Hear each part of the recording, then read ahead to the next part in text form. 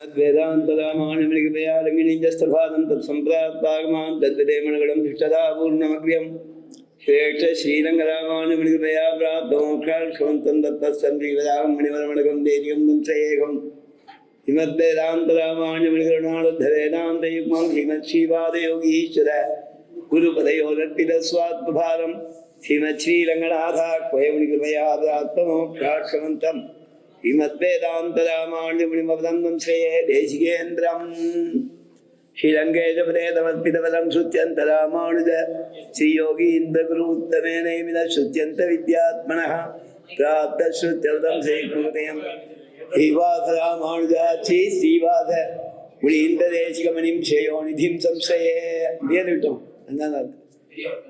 சௌரியமா இருக்கு. அடியேன் திரும்பிடுறேன், அவர் மேல தப்பில்லை, நான் சரியா பார்த்து சொல்றேன். மாமா சொன்னேன் ஸ்ரீகிருஷ்ண தேசிக பதாம்புஜபிருங்கராஜம் வேதாந்த லக்ஷ்மணம் நீந்த கிருபாத்தபோதம் திரையந்த தேசிகே தீந்த ஷடாரி மூர்த்தி கோபால தேசிக சிகாமணிமாஸ்ரயாமஹ ஸ்ரீரங்கநாத குருபாத சரோஜகம் சன் வேதாந்த தேசிக பதாம்புஜபிருங்கராஜம் ஸ்ரீமத்யதீந்த ஷடகோபதயாவடம்பம் வேதாந்த லக்ஷ்மண முனிம் சரணம் பிரபத்யே ஹரியாய பாஷ்யகாராய தரதாத்திம் விதுன்பதே ब्रह्मतंत्र स्वतंत्राय द्वितीय ब्रह्मणे नमः हिमलक्ष्मण योगीन्द्र सिद्धांत विजयध्वजं स्वामित्रगुणोद्भूतं वरदार्यमहं भजे श्रीमान् वेङ्कटनाथार्य कवितार्के केसरी वेदान्ताचार्यवर्यो मे सरिधत्तां तदागति अस्मद्गुरुपरगुरूण्यलिवरपूर्णोदयावनं रामं पद्माक्षयनाथ षडजित् सेनेधरमालमापदीन् वन्दे मुखदर्शனம். நானும் அவளை பார்த்தாதான் எனக்கு வரும், அவளுடைய பக்தி சாயை தான் எனக்கு வார்த்தையா வருது. அதனால அவளை பார்க்கலன்னா உபன்யாசம் உண்டு.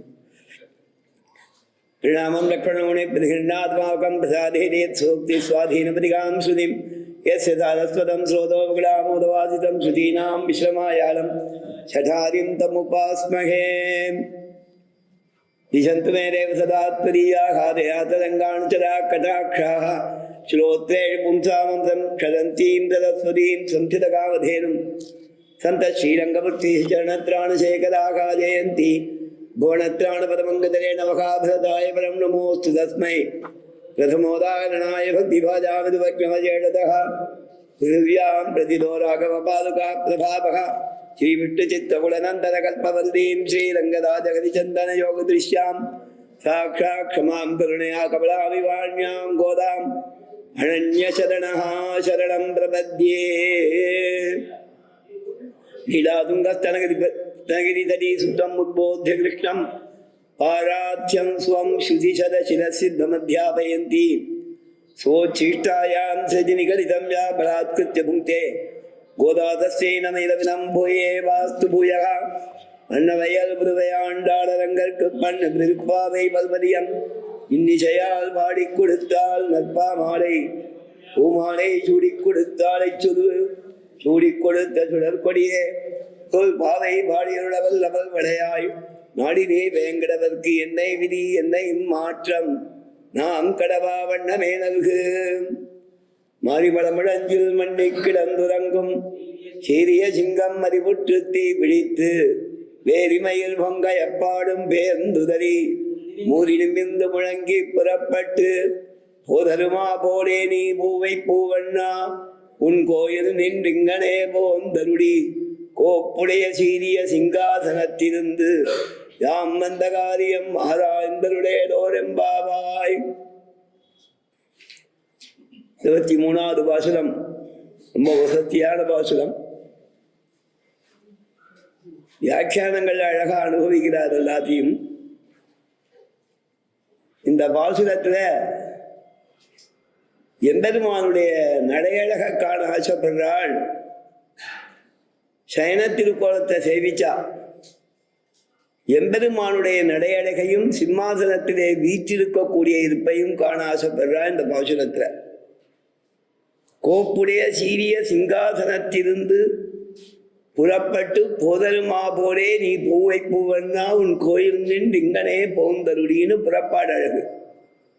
கோப்புடைய சீரிய சிங்காசனத்திலிருந்துன்னு பிரான் இருந்தமை காட்டினீர்னு ஆழ்வார் சாரிக்கிறார். எம்பெருமான் சிம்மாசனத்துல உட்கார்ந்து இருக்கக்கூடிய அந்த அழகே தனி அப்படின்னு அனுபவிக்கிறார். கோப்புடைய சீரிய சிங்காசனத்திலிருந்து யாம் வந்த காரியமாதா என்பருள் சிம்மாசனத்திலே அமர்ந்திருக்கிற இருப்பதை சிக்க ஆசைப்படுறாள் அப்படிங்கிறது இந்த பாசுரத்துல சாதமாக சொல்லக்கூடிய ஒரு விஷயம். இதற்கு முன் பாசுரத்துல செங்கண் சிரிச்சிறிதே எம்மேல் விழியாவோ, சிறிது சிறிதாக விழிக்க வேணும்னா வறண்டு போன நிலத்திலே ஒரு பாட்டம் வருஷிக்குமா போலேன்னு சிரிச்சிறிதே எம்மேல் விழியாவோக்கு கொஞ்சம் கொஞ்சமா பூமி நனையணுமா. வெயில் காலத்துல திடீர்னு ஒரு நாள் மழை பெஞ்சதுன்னா சொல்லுவா கொஞ்சம் பூமி நனைஞ்சது, கொஞ்சம் ஊத்து தண்ணி வரும் அப்படின்னு சொல்லுவா. திடீர்னு வருஷிக்கிறத காட்டிலும் கொஞ்சம் கொஞ்சமா நினைச்சு ஊற ஊற மேல பெய்யும் போது பயிர்கள் வளர நன்னா இருக்கும். ஒரே வழியா வெள்ளம் வந்துடுச்சுன்னா வெள்ளக்கேடு ஏற்படுங்கிறதுக்காக ஒரு பாட்டம் வருஷிக்குமா போலேன்னு வியாக்கியானம் பண்றான்.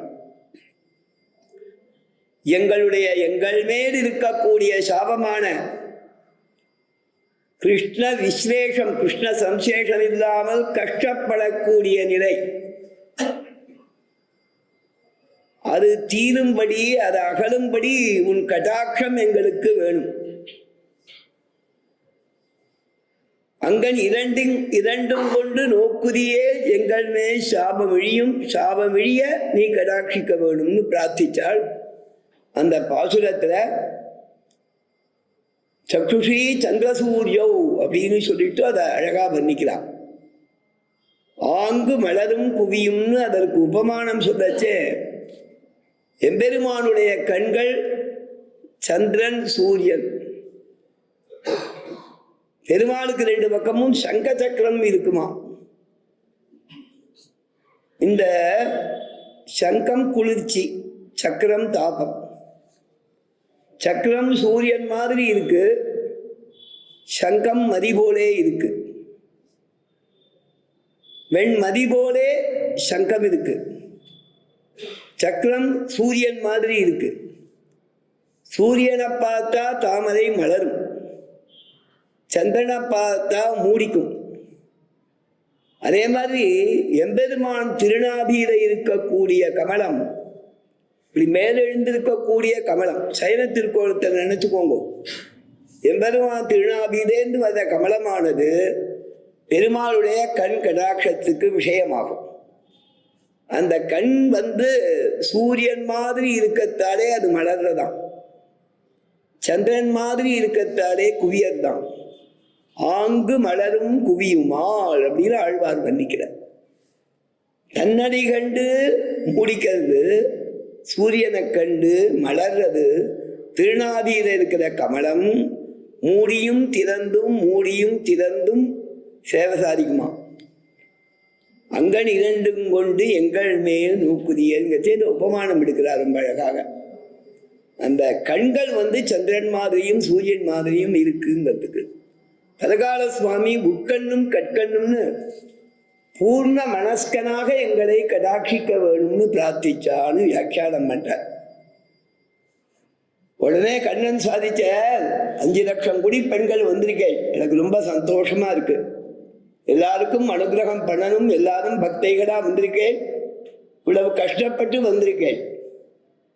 தோழிகளை எழுப்பி பாலபாலகரிடம் அனுமதி பெற்று நந்தகோபரை எழுப்பி, யசோதையை எழுப்பி, எம்மை எழுப்பி, நம்பிமூர்த்த விதானை எழுப்பி, நப்பின்னையை எழுப்பி, எம்மை எழுப்பினேன். இவ்வளவு கஷ்டப்பட்டிருக்கேன், உங்க காரியம் செய்யணும், என்ன வேணும் சொல்லுங்கோன்னு கண்ணன் கேட்டார். உடனே அவா சொன்னா, இங்கனம் குன்னாங்குறிச்சியாக கேட்க ஒண்ணாதுன்னா, இருந்த இடத்துல கேட்கக்கூடாது, இது படுக்கையறை வார்த்தையாயிடும்னாலாம். திருப்பள்ளி அறையிலேயே கேட்டேனா நீ பொய் பேசுவேன்னா. ஸ்திரீகளை பார்த்தா பொய் பேசுவாளாம் சுவாமி. திருப்பள்ளி அறையில பொய் பேசுறது தோஷம் இல்லைங்கத்தால பேசுவா, பொய் பேசுறது நல்லது, அவ ரசிப்பா, அதுக்காகவும் பேசுவா. ஒரு கல்யாணத்துக்காக பொய் சொல்லலாம், அதுல தோஷம் கிடையாது, பெரிய பொய் கிடையாது, நல்ல காரியத்துக்காக சொல்ற பொய். ரதி சம்பிரயோகே. ஒரு பிராண ஆபத்துனா போய் சொல்லலாம். ஸ்கூல் பசங்களுக்கே ஆரம்பம். ஏண்டா லேட்டுனா வயத்து வலியுமா. வயத்து வலினா யாரும் கேட்க மாட்டா, அதை சமாளிக்கிறது கஷ்டம். ஆக்ட் பண்ண ஆரம்பிச்சானா இன்னும் சிரமம். அதனால பேசாம விட்டுருவா, அப்பவே ஆரம்பிச்சிடும். சரிதானா? சின்ன குழந்தை ஏதாவது தப்பு பண்ணா மண்ணை போட்டு விளையாடிச்சுனா ஏண்டா விளையாடுறேன்னா நான் விளையாடலையேன்றும். அப்பவே அது ஆரம்பம். எப்படி ஸ்திரீனா வசிக்கிதப்படுத்தும் மாதிரி சிசுனா வசிக்கிதப்படுத்தும். சாமர்த்தியமா இருக்கிற குழந்தைகளுக்கு தானா உடனே தெரியும். அதே மாதிரி பிராணாத்தையே, பிராணன் போற சமயத்துலனா போய் சொல்லலாம். சர்வதன அபகாரே, எல்லா ஐஸ்வர்யமும் இழக்க போறோம்னா அதை காப்பாத்திக்கிறதுக்காக போய் சொல்லலாம்னு அந்த காலத்திலேயே அட்மிட் பண்ணியிருக்கான். அதனால்தான் இன்கம் டேக்ஸ் காராகிட்ட போய் சொல்றோம் நிறையா. சர்வதன அபகாரேன்னு இல்லையேன்னா நாம கொஞ்சம் உண்மையை சொன்னா மொத்தத்தையும் அபகரிச்சுன்னு போயிடுவாங்க. அதனால போய் சொல்றோம். மித்ரஸ்ய சார்ச்சே, ஒரு நண்பனுக்காக போய் சொல்லலாம். இந்த அமிர்தங்கள்லாம் 5: விவாக காலம், ரதி சம்பிரயோகம், பிராணாத்தியம், சர்வதனாபகாரம், மித்ரஸ்ய அர்ச்சே. இந்த பஞ்சாமிருதான்யாகு அபாதகாலினா, பாதகம்னா கீழே விழச் செய்வதுன்னு அர்த்தம். அபாதகம்னா என்ன அர்த்தம்னா முழுக்க கீழே விழ பண்ணாது, ஓகே பர்மிட்டட் அப்படின்னு அர்த்தம். நாச்சியார் சொன்னாலாம், படுக்கையறை வார்த்தையாக ஒண்ணாது. சைன திருக்கோலத்தில் கேட்கறத நாங்கள் நம்ப முடியாது. பின்ன என்ன பண்ணணும்னா, ஆஸ்தான மண்டபத்தளவும் எங்களுக்காக ஒரு 4-8 அடி இட வேணும். திவ்யாஸ்தான மண்டபத்துக்கு வரணும், திருமாமணி மண்டபத்துக்கு வரணும். அங்க வந்துருங்கோ அப்படிம்பாள். ராஜாக்கள் ஒவ்வொருத்தருக்கு முகம் கொடுக்க ஒரு மண்டபம் சமைத்திருக்குமா போலேன்னு பெரிய திருமொழி வியாக்கியானத்துல பதங்கள் அப்படியே ஞாபகம் வர மாட்டேங்கிறது, ஓரளவு அர்த்தம். ராஜாக்கள் ஒவ்வொருத்தருக்கு முகம் கொடுக்கங்கிற வார்த்தை அதுவே இருக்கு, பெரியவாச்சான்பிள்ள வியாக்கியானத்துல இருக்கு. திருவங்க மன்னன் அஷ்டாட்சர உபதேசம் பெற்று அஷ்டாட்சரத்தை பிரசம்சிச்சு ஒரு தசகம் முதல் திருமொழி விண்ணப்பம் பண்ணி அஷ்டாட்சர அவதார பூமி, மூலமந்திர ஆவிஷ்கார பூமியான பத்ரிகாசிரமத்துல போய் பெருமாளை சேவிச்சார். போகும்போது திருப்பிரிதியில சேவிச்சார், ஜோஷி மட்டுல. அதுதான் 2ஆம் திருமொழி. 3, 4, 2 பத்ரிகாசிரமம். அதன் பிறகு நேர இதற்கு சாலக்கிராமம், சாலக்கிராமத்திலேருந்து நைமிசாரண்யம், நைமிசாரண்யத்திலேருந்து அகோபிலம், அகோபிலத்திலேருந்து திருவேங்கடம். முதல் 10க்குள்ள நார்த் இந்தியா திவ்ய தேசங்களை முடிச்சுண்டு தென் தேசத்துக்கு வந்து வட திருவேங்கடம் ஆரம்பமானதால அதை சேவிக்க ஆரம்பிச்சுட்டார். திருவேங்கடம் இப்படி சேவிச்சுன்னு வந்தார்.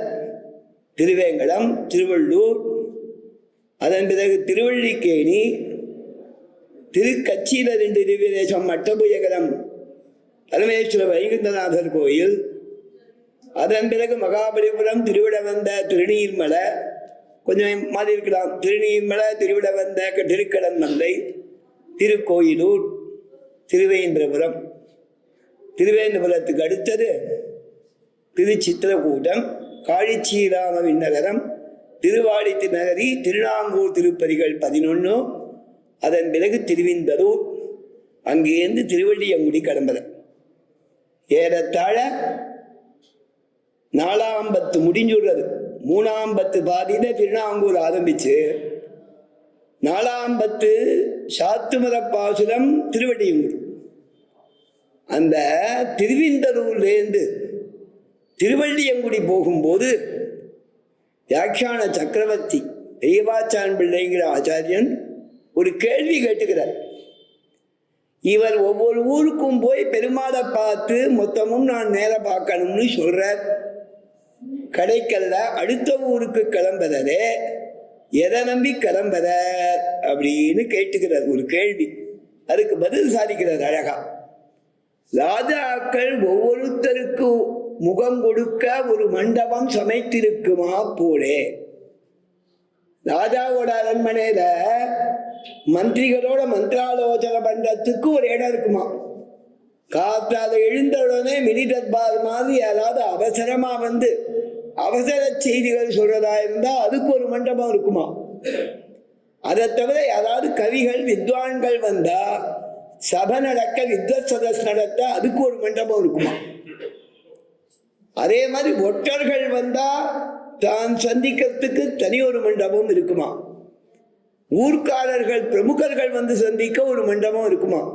அதுக்கு மேல அவன் ஸ்டேட்டஸ்க்கு தகுந்தாப்புல அதுல குறைவு செருசு இருக்குன்னு வச்சுக்கோங்க. இது அழகா சாதிக்கிற இந்த லோக திருஷ்டியா. அதே மாதிரி பெருமாள் என்ன பண்ணுவதாம், மார்க்கண்டேய ரிஷிக்கு நம் முகத்தை சேவை தரணும், அதுக்கு ஒரு திவ்ய கஷேத்திரம் திருவிண்ணகரப்பன். சாரிகோத்திர மகரிஷிக்கு பிரத்யட்சமாகணும், அதுக்கு திருவள்ளூர். இப்படி ஒவ்வொரு ரிஷிக்கு முகம் கொடுக்க ஒரு திருப்பதி சமைத்திருப்பன் எம்பெருமான்.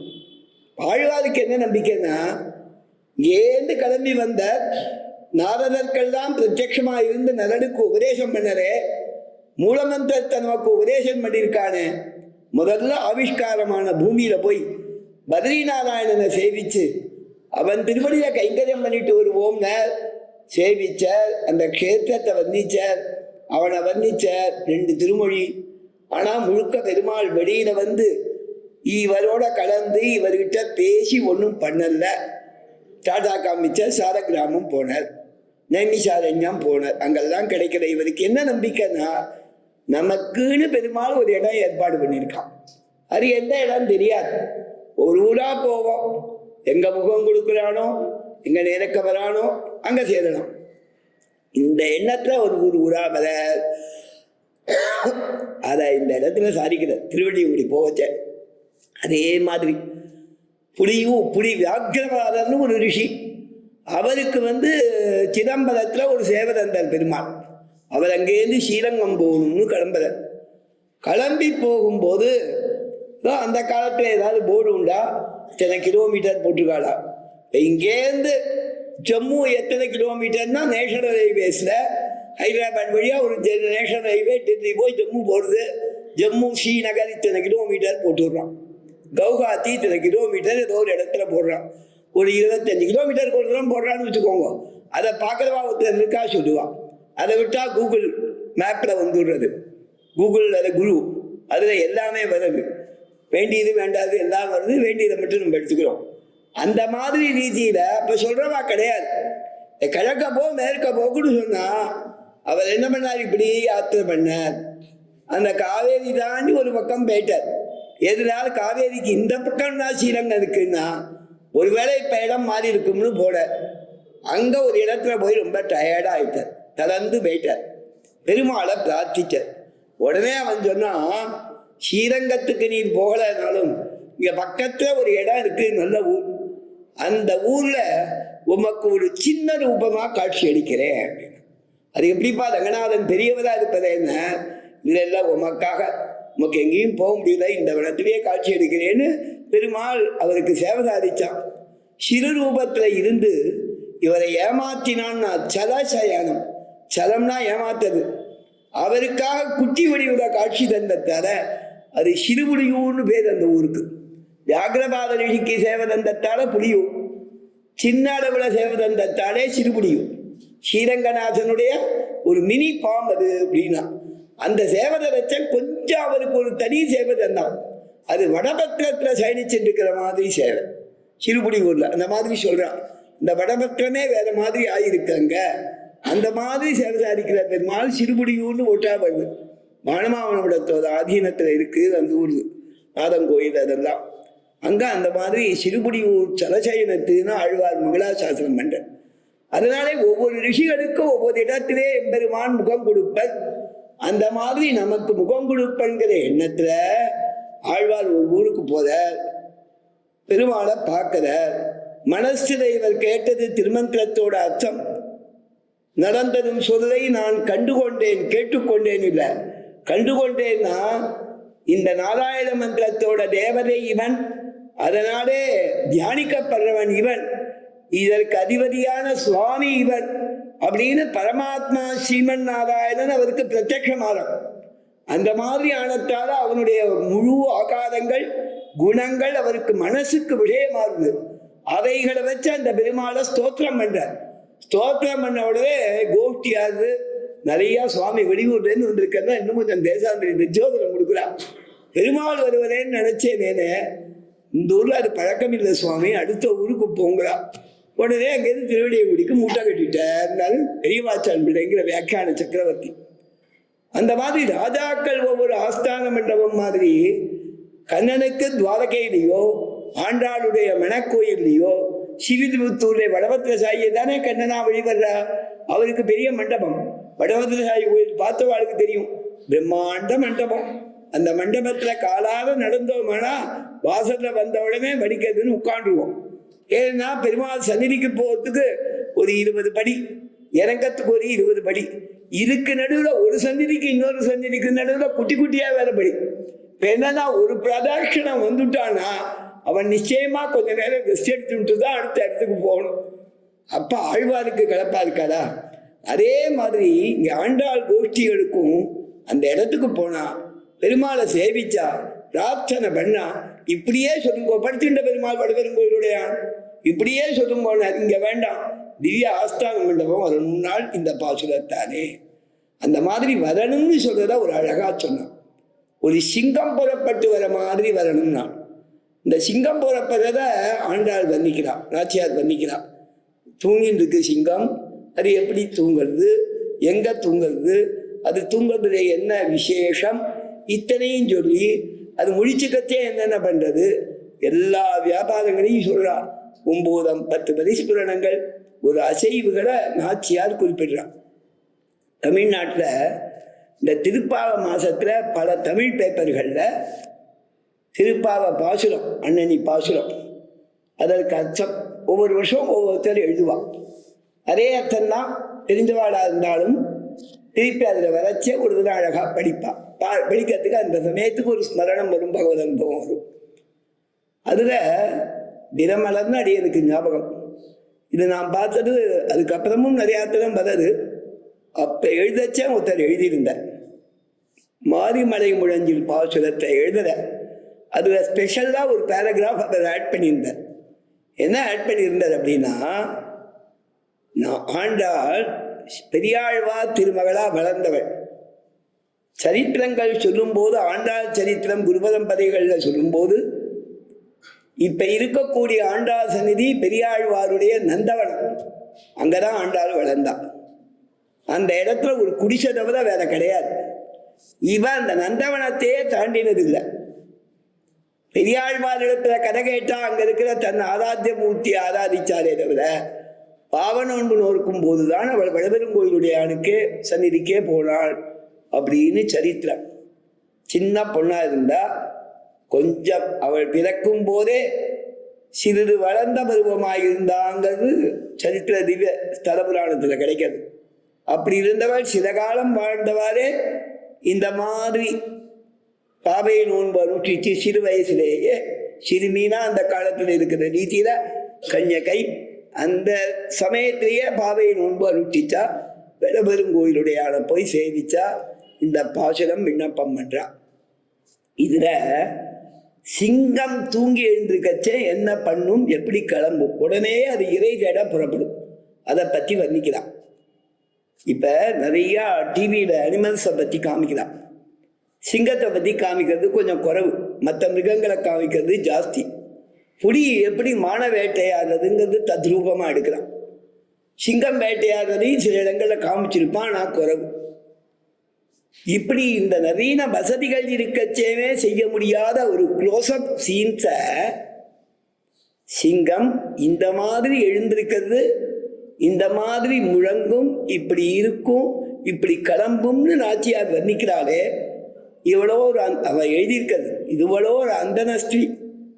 இவ வெளியில போகாத போது புலி சிங்கங்கள்லாம் பார்த்து கூட இருக்க மாட்டா, தத்ரூபமா வர்ணிச்சிருக்கா அப்படின்னு சொல்லிட்டு இறைவன் அருடைய மதியாலே இது நடக்குமே அன்றி வேறல்ல, தத்ரூபமா வர்ணிக்கிறது அதனால சாத்தியம்னு அவர் எழுதியிருக்க. அது ரொம்ப அபூர்வமான விஷயம்னு அவ வர்ணிக்கிறாள். நேற்றுக்கு காவியம்னு சொன்னேனே, ஒரு ரியதான ஒரு விஷயத்தை வர்ணிக்கிறதுங்கிறது தத்ரூபமா இருக்கு இந்த காவியத்துல. அப்படிங்கிறது நமக்கு கிடைக்கிறது. இந்த சிங்கம் எப்படி தூங்கும்? மாறி மலமுழஞ்சில் மண்ணி கிடந்துறங்கும் சீரிய சிங்கம் அறிவுற்று. அது வரைக்கும் எடுத்துப்போம். இந்த அறிவுற்றுங்கிற சமயத்துல சரத்காலம் வந்ததுன்னு அர்த்தம். அது வரைக்கும் அது மழைக்காக குகையிலேயே படுத்துன்னு இருக்குன்னு தாற்பயம் தானே. இந்த மாறினா மழைக்காலம், வருஷ ருது. சரத்காலம் வந்ததுன்னா அது அடுத்த சீசன், 2 மாதம் கழிச்சு. இந்த வருஷ ருத்து வர்ணனம், சரத் ருத்து வர்ணனம் அநேகமா தொடர்ச்சியா ஸ்ரீமத் ராமாயணத்துல இருக்கு. பெருமாள் வாடிவதான அப்புறம் இளைய பெருமாளை கொண்டு சுக்ரீவ பட்டாபிஷேகம் நடத்திட்டு நான் நகரத்துக்குள்ள வரமாட்டேங்கிறதுக்காக அவ்வாறு செய்து, நான் இந்த மால்யவான்கிற பர்வதத்திலேயே இருக்கே ஒரு சிறு குன்று, ஹம்பி ரூயின்ஸ்ல இருக்கு ஒரு குன்று மால்யவான். அதுல ரகுநாத்ஜி மந்திர் ஒன்று இருக்கு, ராமன் 7 இருக்க, வைராகிகள் பூஜை பண்றா. திருக்குழந்தாண்டவன் அந்த 75 அந்த யாத்திரை வரும்போது அங்க ஒரு வேளை தங்கியாச்சு. இந்த மால்யவான்ல காத்தால போய் அங்கேயே மேல மலைச்சொனை இருக்கு, அங்கேயே நீராட்டம் கண்டு அனுஷ்டானங்கள் தான் கண்டு பாதுகாராதனங்கள் தான் ஆகி, அதுக்கப்புறம் ததியாராதனை ஆகி ராத்திரிக்கு எல்லாத்தையும் எடுத்து வச்சுட்டு 12:30 மணிக்கே கிளம்பி ஆயிடுச்சு. பிக்ஷான உடனே கிளம்பி அந்த இடத்துல இருக்கக்கூடிய ஹம்பி ரூயின்ஸ் எல்லாத்தையும் பார்த்துட்டு பம்பசரசனத்துக்காக துங்கபத்ரால ஒரு சொன மாதிரி இருக்கு, அந்த இடத்துல காண்பிச்சா. அதெல்லாம் பார்த்தது எனக்கு ரப்பா ஞாபகம் இருக்கு. அன்னைக்கு ராத்திரி திருப்பி அந்த கமலாபுரத்துல போய் தங்கிட்டு மறுநாள் காத்தால யாத்திரை தொடர்ந்தோம். ஹம்பி ரூயின்ஸ் பார்த்தது.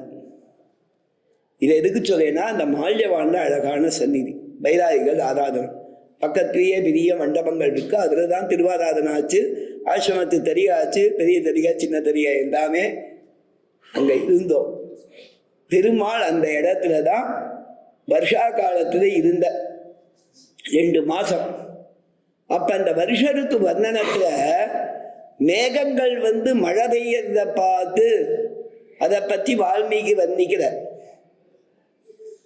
அந்த சமயத்துல பெருமாள் என்ன பண்ணறான், அந்த சின்ன சின்ன மலைகள், அதுக்கு மேல இருக்கக்கூடிய புஷ்ப செடிகள், அதுல ஏறி போய் கஷ்டப்பட்டு பூ பறிக்க வேணும்.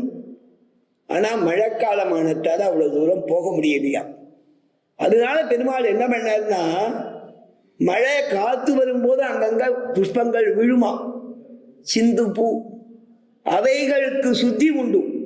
பூமியில விழுந்தாலும் அந்த புஷ்பங்களை எடுத்து வைஷ்ணவீகரணமாக புரோக்ஷணம் பண்ணிட்டு அவைகளை உபயோகப்படுத்திக்கிறது சம்பிரதாயத்துல அங்கீகிருத்தமான விஷயம்.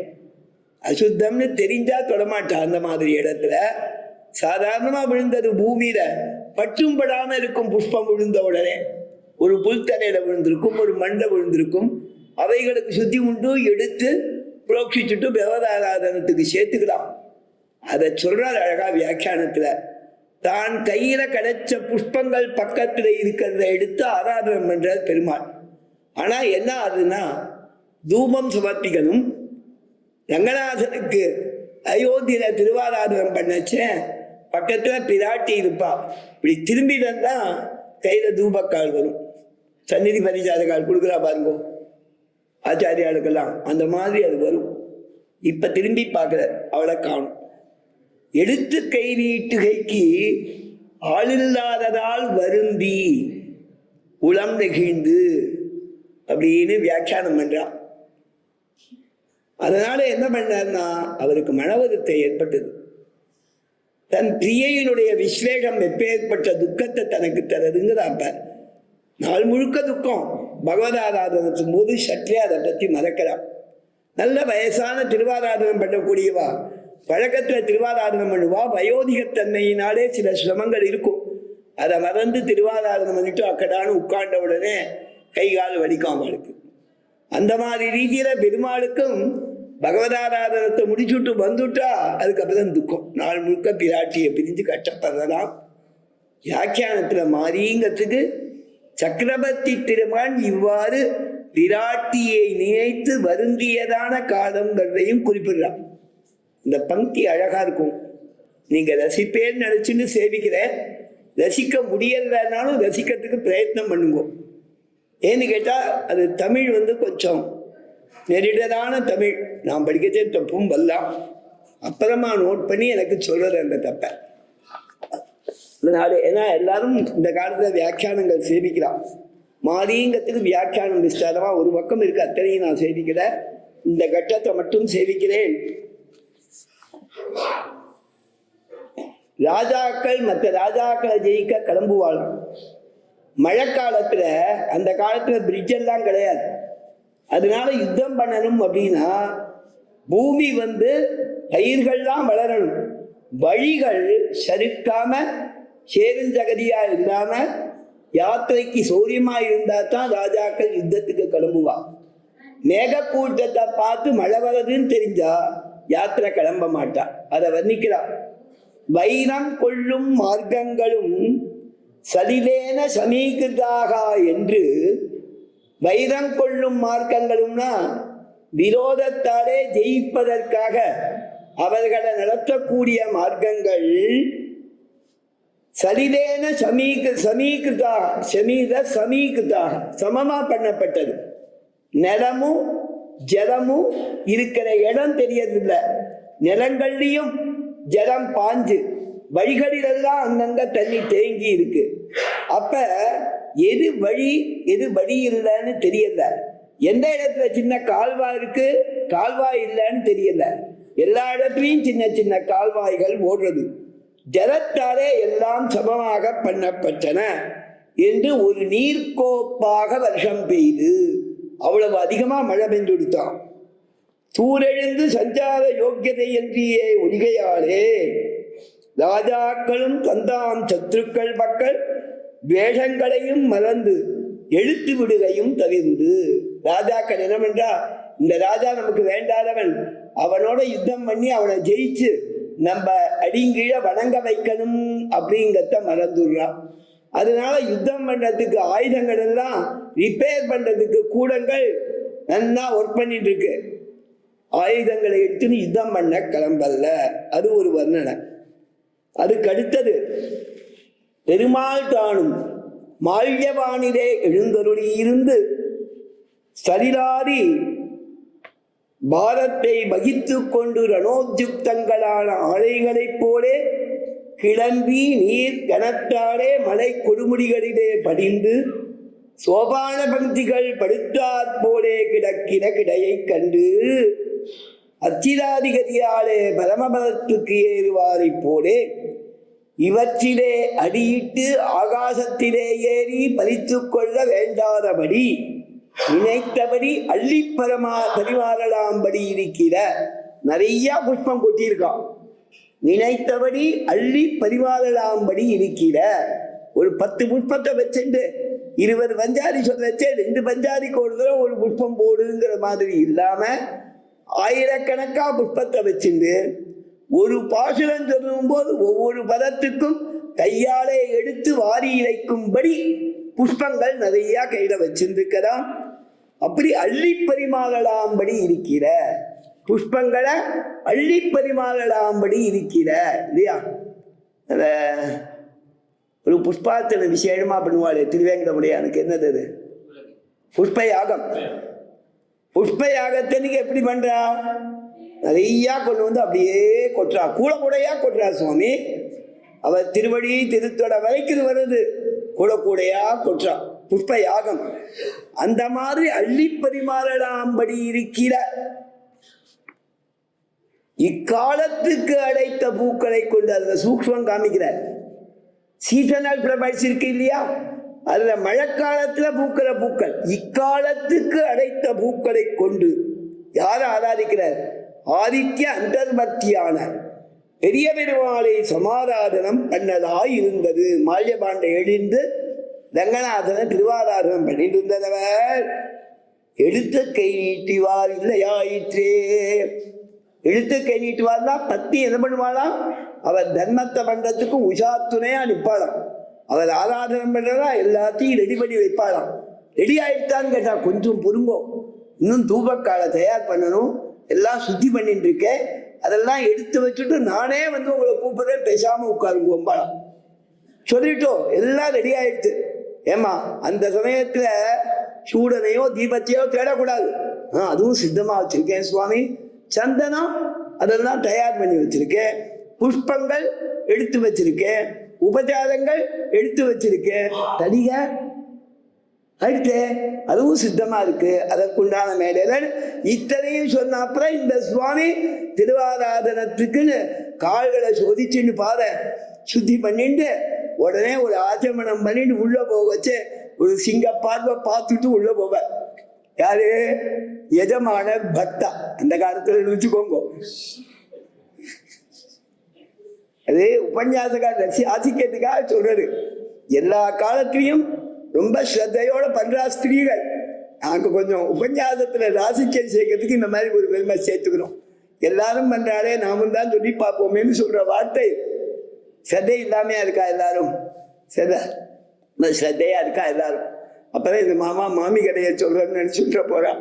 அதனால எல்லா நாங்களையும் அபாபா தகுந்தாப்புல ஸ்ரத்தையோட இருக்கா. செய்யறதுல எப்பவுமே இவா ஒரு ஜாக்கிரதைக்காக கேட்கறது. ட்ரெயினுக்கு லேட் ஆயிடுச்சு போன்னு சொல்லிட்டு இருப்பா பெரியவா. இன்னும் 2 மணி நேரம் இருக்கும். 2 மணி நேரம் முன்னாடி அவளுக்கு தூக்கம் வராது, கொஞ்சம் விசிராந்தியா இருக்கணும்னு தோணாது. அதனால என்ன பண்ணுவா, அவளுக்கு ஏதாவது ட்ரெயின் போயிட போகுதுன்னு பயம். எப்பவுமே யுவாக்களா இருக்கிறவா கொஞ்சம் கம்பீரமா இருப்பா. ஓடுற ட்ரெயின்ல ஏறலாமே, பொட்டியோட என்ன சாதாரணம் தானே, பொட்டின்னு எடுத்து ஏறுற அளவுக்கு இவா மனசுல தைரியத்தோட இருப்பா. அவளுக்கு ட்ரெயின் போயிடுச்சுன்னா என்ன பண்றதுன்னு கவலை. அதே மாதிரிதான் இங்கேயும் அந்த மாதிரி இப்ப பெருமாள் கூட அந்த அவஸ்தைப்பட்டிருக்கார். எடுத்து கை நீட்டு கைக்கு எடுத்து கை நீட்டுவார் இல்லையாயிற்றே. சீதை பிரிஞ்சதுல இப்படி ஒரு சோகம் இருக்கு. நம்ம ஆராதனம் பண்ணச்சே கூட ஒத்தாசை பண்ண வயசு இல்லையே என்கிற இழவோடே வருஷா காலத்தில் இருக்கும் படிகளெல்லாம் அருளி செய்தார். இதே ராமாயணத்துல வருஷத்து வர்ணனத்துல பெருமாளும் தனக்கு பத்னி இல்லாதால ஏற்படக்கூடிய கஷ்டத்தை சொன்னத இவ்வளவு கௌரவமா சொல்லியிருக்கா. சரிதானா? ஆராதனத்துக்கு மட்டும் இல்லை, படுத்துட்டு கையை காலை பிடிச்சு விடுறதுக்கு எல்லாத்துக்குமே இல்லைங்கிறது தான் அர்த்தம். அது அழகாக இந்த வியாக்கியானத்துல சொல்றான். பெருமாள் திருவாராதனத்தின் போது எடுத்து கை நீட்டுவார் இல்லையாயிற்றே என்கிற இழவோடே வருஷா காலத்தில் இருக்கும் படிகளெல்லாம் அருளி செய்தார். இதேன்னு வால்மீகியை சொல்ற ஞாபகப்படுத்துறார் திருவாராயப்படுகிற அழகிய மணவாள பெருமாள் நாயனார் அப்படிங்கிற ஆச்சாரியன். என்ன சுவாமி அவ்வளவு அழகா அனுபவிக்கிற சுவாமி. பத்தி இல்லாதால இருக்கிற கஷ்டங்கள் எல்லாத்தையும் அந்த மாறி அப்பேற்பட்ட காலம் மாறிக்காலம் அப்படின்னு இது ஒரு வர்ணனம். இன்னும் ரசமான வார்த்தைகள் சொல்லியிருக்கா. பிரிந்தால் கூடுங்காலம் கூடினால் போகரசம் அனுபவிக்கும் காலம் புஜிக்கிறவர்கள் கை நெகிழில் உடம்பு வெளுத்து அணையும் காலம். இந்த அர்த்தத்தை விஸ்தாரம் பண்ணலன்னா, பிரிந்தால் கூடும் காலம் கூடுவார் போகரசம் அனுபவிக்கும் காலம் புஜிக்கிறவர்கள் கை நெகிழில் உடம்பு வெளுத்து அணையும் காலம். வியாக்கியானம் பண்றான். அப்படின்னு இந்த மாரிக்காலத்துல மழைக்காலத்துல மிருகங்கள் கூட அந்த மாதிரி கூட துணை வேணும்னு ஆசைப்படுமாம். ஒரு நல்ல சிங்கம் பேடையோட ஒன்றி படுத்திருக்குங்கத்த நாச்சியார் வர்ணிக்கிறார். மழை முழஞ்சில் மாறி காலத்திலே மழை காலத்துல மழை முழஞ்சில்னு மழை குகையில மண்ணி கிடந்து உறங்கும். மண்ணினா அப்படியே சேர்ந்து இருந்து உறங்கக்கூடிய தூங்கிட்டு இருக்கிற காலம். அதை வியாக்கியானம் பண்றான். பெருமாளும் பிராட்டியும் எப்படி ஏகதத்துவமோ அதே மாதிரி படுத்துன்னு இருக்கா. ஒரு சிங்கமா 2 சிங்கமான்னு தெரியாதான். அந்த மாதிரி இரண்டும் கூடி படுத்திருக்கும் காலம்னு வியாக்கியானம் பண்றாத. அந்த ரீதியிலே அங்க வாசல்ல போய் ஒரு யானை சத்தம் போட்டா கூட அந்த சிங்கம் எழுந்து வராதான். அவ்வளவு அசந்து தூங்குமா. மாறி மலைமுழஞ்சில் மண்ணி கிடந்து உறங்கும் சிங்கம். அதுக்கு மேலே சீரிய சிங்கம்னா, இந்த சீரியாங்கிற பதத்துக்கு வியாக்கியானம் பண்றா சிங்கம் தான் தூங்கிட்டு இருக்கே. அப்படி ஜாகிரதையா அப்படி கிட்டக்க போய் எட்டி பார்த்துட்டு வரலாமா எப்படி தூங்குறதுன்னு அப்படின்னு யாரும் கிட்டக்க போக மாட்டாலும். அதுதான் அதோட சீர்மை. தூங்கிட்டு இருந்தாலும் அதோட பேரை சொன்னாலே பயப்படுவாளாம். சரிதானா? அந்த இடத்துல சிங்கம் இருக்கிறதுன்னு தெரிஞ்சதுன்னா உடனே அந்த பக்கமே அந்த மிருகங்கள் போகாதான். ஒரு மான் போயிட்டே இருக்கும், இன்னொரு மான் ஒதுங்கி போறத பார்க்கும், இப்படி தூரக்கேந்து பார்க்கும். சிம்மம் அப்படியே படுத்துட்டு இருக்கிறது தெரியும், இதுவும் அந்த பக்கமா போயிடும். மிருகங்களுக்கு அந்த சென்ஸ் உண்டு. ஒரு புலி இருக்கு அப்படின்னாக்க அந்த பக்கம் மற்ற மிருகங்கள் போகாது. அவைகளுக்கு அதை உணரக்கூடிய சக்தி உண்டு. அதை சொல்றா, மாரிமலை முழஞ்சிரு மண்ணை கிடந்துறங்கும் சீரிய சிங்கம். அந்த சீரியாங்கத்துக்கு வியாக்கியானம் பண்ணும் போது அழகாக, உறங்கா நிற்க செய்தே கிட்டமாட்டாதே குதிர மிருகங்கள். இது என்னமோ தூங்கிட்டு இருக்கு, ஆனா சாதாரண மிருகங்கள் கிட்டக்கையே வராது. இது என்னமோ தூங்கிட்டு இருக்கு, இது வேட்டையாட போறது இல்லை.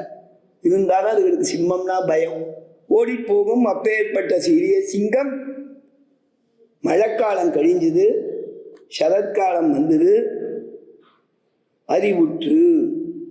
அது உடனே தான் தூக்கம் கலைஞ்சு தன்னுடைய உணர்வு வரப்பெற்றது. எல்லா ஜந்துக்களுக்கும் தூக்கத்தில் இந்திரியங்கள் செயல்படாது, ஞானம் இருக்காது. அசந்து தூங்கிட்டு இருக்கிற சமயத்தில் வெளியில நடக்கிறது தெரியாது. ஏன் அப்படின்னா, நான் மனிதர்களுக்குன்னா ஜீவாத்மாக்களுக்கு, சிங்கமும் ஜீவாத்மா தானே, அது தூங்கும் போது அந்த ஆத்மா அதற்குள்ளே இருக்கிற பரமாத்மாவோட சேர்ந்திருக்கு. அதுல சேர்ந்து லயிச்சிருக்கத்தால மற்றது நடக்கிறது தெரியாது. மனம், பிராணன், அந்த ஜீவன் மூணும் சேர்ந்து பரமாத்மாவில் லயிச்சிருக்கு. அதனால வெளியில நடக்கிறது தெரியாது. பிராணன் ஃபங்க்ஷன் பண்ணிட்டு இருக்கும், உச்வாத நிஸ்வாதங்கள் இருக்கும், மனசு இருக்கும். அந்த மனசு நிதிரைக்கு தகுந்தாப்பட மற்ற வியாபார சூன்யமா இருக்கும். ஒரு விளக்கு இருக்கு, அந்த விளக்க ஒரு கப்பால நல்லா மூடிடுங்கோ, அதோட வெளிச்சம் வெளியில பிரசரிக்காது.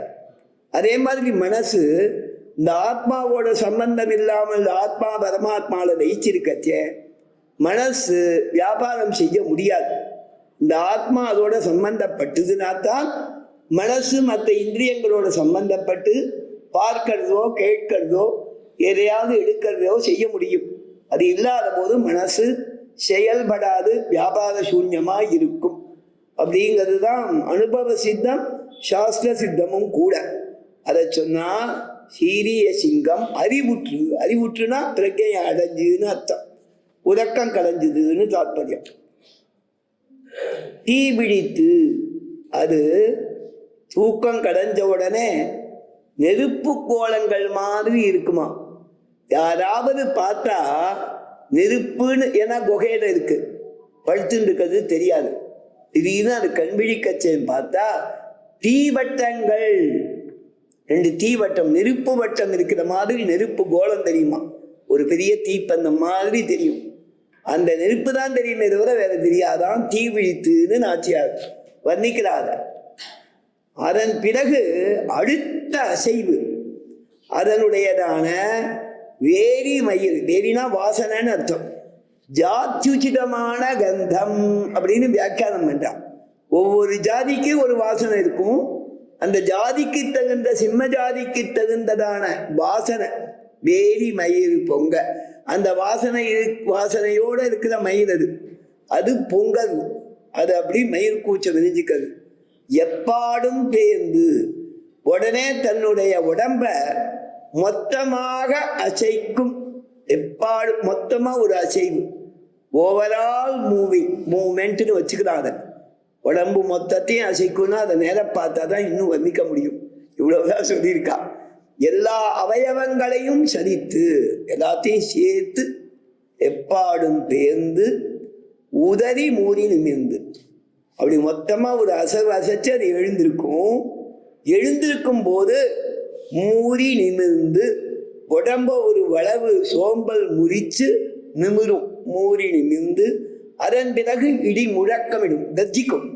முழங்கி புறப்பட்டு, அப்புறம் அந்த கர்ஜனைக்கு அப்புறமா கிளம்பும். மூறி சோம்பல் முறித்து நிமிர்ந்து எழுந்து நின்று உடனே ஒரு கர்ஜனை பண்ணிட்டு குகையிலேருந்து கிளம்பும். அது புறப்பட்டு போகுமா போலே கிருஷ்ணா நீ இப்பேந்து கிளம்பி வரணும்னா. அதுக்கு மேல அழகா வந்துச்சா, நீலா துங்கஸ்தன கிரிதடி சுத்தன். அவன் எழுந்து உத்போத்திய போதனத்தை பெற்று அதன் பிறகு இன்னென்ன அசைவுகளோடே நீ வர வேணும். நீ வர வேணும்னா எம்பெருமான் கிளம்பச்சே பெருமையா கிளம்புவ. எம்பெருமான் ஆசனாதுச்சிதம் ஆசனாந்தரம் ரங்கநாதேதி கந்து மீகசே சன்னதேன விதினா சமர்ப்பிதாம் சப்ரசாதம் அதிரோக பாதுகாம். பர்யங்காசனத்தில் இருக்கிற பெருமாள் ராத்திரி சயனத்தில் காத்தால விஸ்வரூபமானது அங்கேருந்து புறப்பாடு கண்டருடனும் அதற்கு முன்னால் ஒரு அர்க்கபாத்தியாதிகள் சமர்ப்பித்து அவர் அங்கேருந்து ஏழனும் ஆராதனத்துக்காக அவரை இன்னும் கொஞ்சம் உத்போதனம் பண்ணி அச்சகால ஆரம்பிக்கிறானா அவள் ஆசனம் சமர்ப்பிப்பா. சுவாமி தேசிகன் பண்ணிக்கிறார், எம்பெருமானே நீ ஒரு ஆசனத்திலேருந்து இன்னொரு ஆசனத்துக்கு மாறும்போது ஒவ்வொரு ஆசனத்துக்கும் நடுவில் பாதுகா சமர்ப்பிக்கிறார் உனக்கு பிரம்மா. அதில் ஏறி அனுகிரகம் பண்ணணும்னு அந்த ஆராதன பிரக்கிரியைகளை வந்தி வைத்தாளிக பத்ததியில சுருக்கமாக காண்பிக்கிறார் சுவாமி. யாத்திரைக்காக ஒரு சங்கல்பம் பண்ணிட்டு யாத்திரைக்கு கிளம்புறார் பெருமாள். அப்ப பாதுகையை சமர்ப்பிக்கணும். ஒரு மண்டபத்திலேருந்து இன்னொரு மண்டபம் போக பாதுகையை சமர்ப்பிக்கணும். ஒவ்வொரு தரமும் பாதுகையை சமர்ப்பிக்கணுமானா பெரிய மனுஷாளுக்கு பாதுகை சமர்ப்பிக்க அப்பப்ப ஆள் இருப்பாள். அவ ஒரு இடத்துக்கு போனோடனே கழட்டி போடுவான் அந்த மண்டபத்து வாசல்ல, திருப்பி கிளம்பச்சேன்னு போட்டுப்பான். அதே மாதிரி எம்பெருமான் ராஜாதி ராஜன், ராஜாக்களுக்கு பாதரட்சணம் சமர்ப்பிக்க ஒருத்தர் அதுக்குன்னு இருப்பான். பெரிய மடங்கள்ல இருப்பான் அந்த மாதிரி இல்லையா, பெரிய மடங்கள்ல இருப்பான். கைங்கரியவரால் எடுத்து சமர்ப்பிப்பான். அந்த ரீதியிலே இங்க ஒவ்வொரு ஆசனத்துக்கும் பாதுகா சமர்ப்பிக்கிற மாதிரி பெருமாளுக்கு உபச்சாரங்கள். அதை இங்க ஞாபகப்படுத்துதா, முழங்கி புறப்பட்டு போதருமா போலே. பெருமாள் புறப்பாடுனாக்கா உடனே சத்திரம் சாமரம் திருவாளமட்டம் எல்லாம் ரெடியா வருதோ அந்த உபச்சாரங்களை சொல்றார். முழங்கி புறப்பட்டுன்னு வாத்திய கோஷம் அதோட கிளம்பி வராது பெருமாள். அதே மாதிரி நீ சயன திருக்கோலம் திருப்பள்ளி அதையிலிருந்து திவ்ய ஆஸ்தான மண்டபத்துக்கு வரும்போது இத்தனை முழக்கங்களுடனும் இத்தனை உபச்சாரங்களுடனும் நீ எழுந்தருள வேணும்னு பெருமாளை பிரார்த்திக்கிறா கண்ணனை நாச்சியார். விளங்கி புறப்பட்டு போதருமா போலே. சிங்கம் வர மாதிரி நீ வரணும்னா இவன் எழுந்து நடக்கச்சே அப்படி நடக்கணும்னு அர்த்தம். பெருமாளுக்கு சிங்கதடா வருமானா ஸ்ரீமத் ராமாயணத்தை எடுத்தா வியாக்கியானங்கள்ல விஸ்வாமித்திரர் யாகரட்சணமான பிறகு மிதிலை போகும்போது நடுவுல ஒரு பட்டணம், அந்த பட்டணத்துக்கு போனா அந்த ஊர்ல சுமதின்னு ஒரு ராஜா விஸ்வாமித்திரர் ராமலட்சுமணாலோட வரதா பார்க்கிறார். பூண்ட கும்பம் சமர்ப்பிக்கிறார். வாங்கிண்டு அவ தங்கத்துக்கு ஒரு இடம் போகும்போது அந்த சுமதி மகாராஜன் கேட்டான் விஸ்வாமித்திரரை பார்த்து, உம்மோட கூட 2 குழந்தைகள் வந்திருக்காளே, அவ ரொம்ப நன்னா இருக்கணும், இவா யாரு அப்படின்னு கேட்டான். இமௌ குமாரவும் பத்ரந்தே, உமக்கு மங்களம் உண்டாகட்டும், இந்த குழந்தைகளை பத்தி விசாரிக்கிறேன், நீ ஏண்டா அவளை பத்தி கேட்கதாங்க புரியுது, அதுக்காக பத்ரம் தேடினான். உமக்கு மங்களாசாசனம் பண்ணிக்கிறேன், அவளுக்கு மங்களாசாசனம் பண்ணிக்கிறேன், பார்க்க ரொம்ப நன்னா இருக்கா, பட்டுவா சுஷ்டுவா இருக்கா, பார்க்கத்துக்கு சூட்டிகையா இருக்கிறேன், அவளை கேட்கிறேன்னா. சுகுமார பராக்கிரமோ கஜசிம்ம கதி வீரோ ஷாத்தூட ரிஷபோபமோ. அவளோட வளர்ச்சியும் பார்த்தேன், யானை நடக்கிற மாதிரி இருந்தது, சிங்கம் நடக்கிற மாதிரி இருந்தது, காளை மாடு நடக்கிற மாதிரி இருந்தது, புலி நடக்கிற மாதிரி இருந்ததுன்னா. அப்ப சந்தேகம், ஏதாவது ஒன்ன சொன்னா சரி, ஒருத்தருக்கு சிங்க நட மாதிரி தெரிந்தா இன்னொருத்தருக்கு காளை மாட்டு நட மாதிரி தெரியலாம், இன்னொருத்தருக்கு புலி மாதிரி நடக்கிறதா தெரியலாம், இன்னொருத்தருக்கு யானை நடந்து வர மாதிரி தெரியலாம். இத்தனையும் சேர்த்து கேட்டானேனா இமோ குமாரோ பத்ரந்தே சுகுமார பராக்கிரமோ கஜசிம்மகதி வீரோ சார்தூர விஷபோபமோ. அந்த நடையில 4 குணங்கள் இருக்கான். வியாக்கியானங்கள்ல அனுபவிக்கலாம். என்ன அப்படின்னா, இஷபத்தின் செருக்கும் கால நடக்க மற்றதெல்லாம் நடக்கிறத காட்டும் காளமாடு நடக்கும் போது அதோட கர்வம் தெரியுமா. அதுக்கு கர்வம் உண்டான்னு கேட்காதீங்கோ, எல்லாருக்கும் கர்வம் உண்டு. நேத்தி பாசுரம் அங்கன்மா ஞாழத்தரசர் அபிமான பங்கம் கச்சேன், அகங்காரம் போச்சு அப்படிங்கச்சேன். வியாக்கியானம் பண்றா, பிரம்மாதி பிபீடி காந்தமாக பிரம்மா இருக்கத்துக்குள்ள ஜீவாத்மாக்களுக்குள்ள வசந்த ஸ்தானம் பிரம்மஸ்தானம். அந்த பிரம்மாங்கிற ஜீவனை எடுத்துக்கோங்க. ஏதோ ஒரு ஜீவன் பிரம்ம பதவியை அலங்கரிக்கிறது. நிறைய தபஸ் பண்ணிருக்கு, பிரம்மாங்கிற பதவி அதுக்கு வந்தது. அதோட புண்ணியங்கள்லாம் முடிஞ்ச உடனே, அந்த பிரம்மாவோட கல்பம் முடிஞ்ச உடனே, அவர் ஆயுசு முடிச்ச உடனே இன்னொரு பிரம்மா வரிசையில் இருக்கிற அவர் அந்த இடத்துக்கு வரப்போற, அதுக்கு அடுத்தவர் வரப்போற. அவர் அந்த ஸ்தானத்தில் இருக்கும்போது, ஆகா நான் எவ்வளவு பெரிய வசத்தியான ஸ்தானத்தில் இருக்கேன்னு ஒரு அகந்தை இருக்குமா அவருக்கு. அத சுவாமி தேசிகன் அஸ்திகிரி மகாத்மியங்கிற ரகசியத்துல பெருமாளை பார்க்கணும்னு ஆசைப்பட்டு தனக்கு பெருமாளை பார்க்க வேண்டிய யோகம் பண்றதுக்கு அதிகாரம் இருக்கா, எலிஜிபிலிட்டி இருக்கான்னு யோஜனை பண்ணலாம். ஞானம் இருக்கா, நமக்கு யோகம் பண்ணணும்னா ஞானம் வேணுமே, அதுக்கு அடுத்தது நல்ல அதிகாரம் வேணுமே.